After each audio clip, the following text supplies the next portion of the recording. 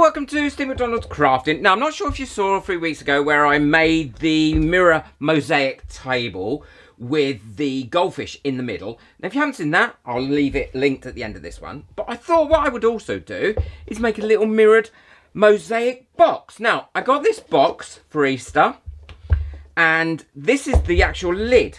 So it's quite a large lid. It had lovely truffles in it. But I want this to be the lid, but I also want it to go down right the way to the edge. So what it means is I'm going to have to cut off some of this before I then cover it in mirror tile. So that is what I'm about to do. I'm going to do that with my knife, and it's easy to measure up how much I want to cut off. I'm not going to make this difficult for myself. I'm just making it the width of this ruler. And then it will close up completely once I've cut all this off. Well, that's that cut down now, so I can use that as the lid, and it's still got a nice bit in there to hold that together. Now, this is quite a robust box, so I'm quite pleased about that. And it seems to have like a nice paper covering over it. So I'm not going to do anything else other than glue my tiles on it. And I showed her in my other video how I made these out of a broken mirror. And so this should be a fun little project. I'm going to finish this edge off probably a little bit with silver paint because I don't want to put mirror onto this edge. And once again, I'm going to use wood glue to stick this onto here with, and then go over it with grout, because I think the wood glue, because I know the wood glue will stick really well to the paper, and I know it also sticks really well to the mirror. And I'm only going to do a nice random pattern as well. Now, when you're doing a box like this, and I'll show you what I mean in a second, if you want to cover the whole sides and the top, you need to overlap it a little bit, both sides, so that you can get rid of that little corner, and then it will make it look a lot nicer when you're finished and putting the grout on. So I'm going to do a lot of random sizes going around this. Putting the glue on, don't need too much, and leaving a little gap, as you can see there, for the grout to go in. Once I've done this, I'll show you how I'm going to grout it.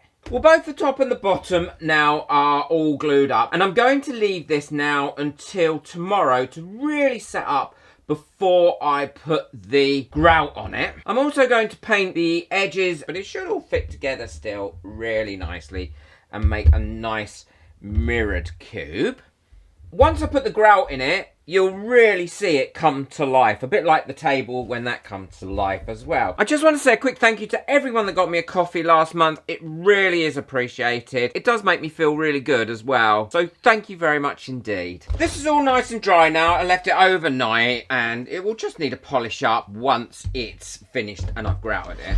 Now, I've got some ready-made grout here that I used before, and this works really well. But what I would always recommend that whenever you're grouting anything is that you have some soapy water close by to allow you to wash off and scrape off any excess, because that way it makes it so much easier to clean up afterwards. Making sure that you get your grout everywhere as well, because you don't want any little gaps in it. You can get coloured grouts as well. I mean, I prefer and like the white grout. Again, putting quite a bit on. Do want to make sure it gets in everywhere. So getting it all nicely covered everywhere.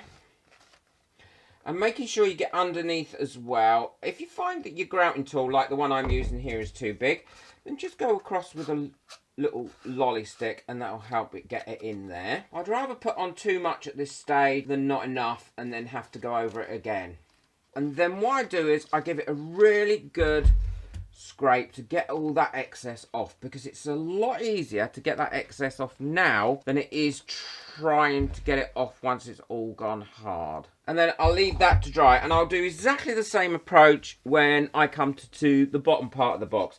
Then once I've done that, I'll show you how to clean it all up nicely and finish it all off. This has been drying about 15 minutes now, so it's kind of dry enough now to start clearing it up. And all I use is a cloth like this, dip it in some water, and then on the surface I'll go over it and then rub gently where that grout is. And because we've rubbed off or scraped off the majority of the stuff that was hanging over, we haven't got any big bits to take off. And once that's all done, you can then just polish that up like that,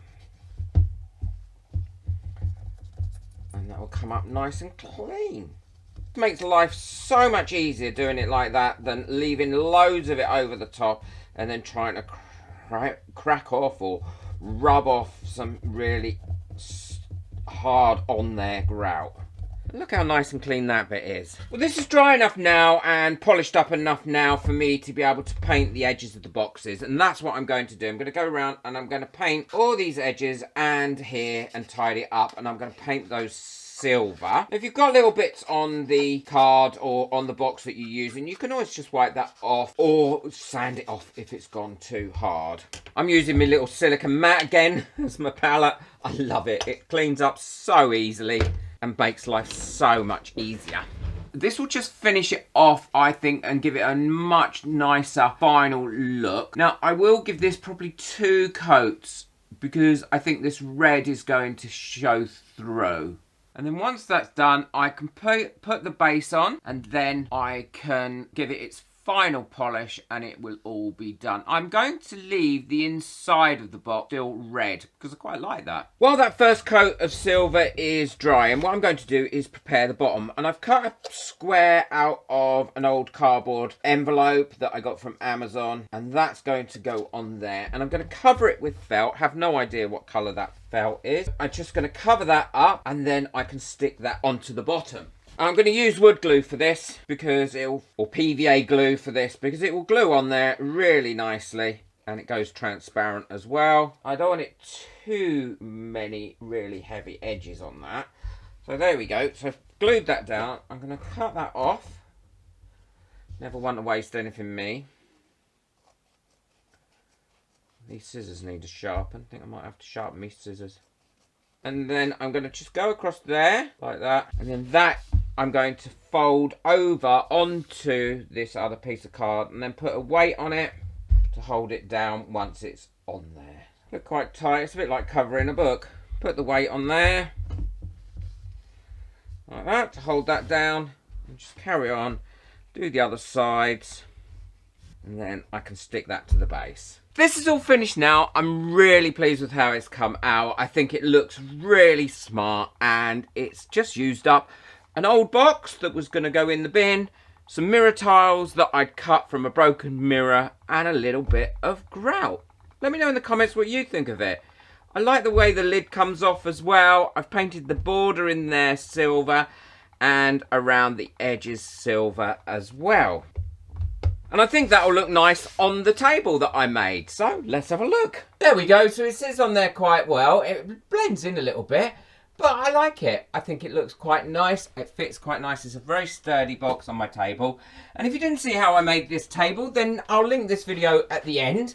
So be sure to check that one out because it was really easy to make. In the olden days, you'd have probably kept cigarettes or something in this box, but obviously not anymore with all the anti-smoking that's going on. Please boot the like button if you've enjoyed this video. I will link the links to everything that I've used in this video in the description below. And if you'd like to buy me a coffee just to say thank you for any of my videos and help support my channel, the link for that is in the description as well.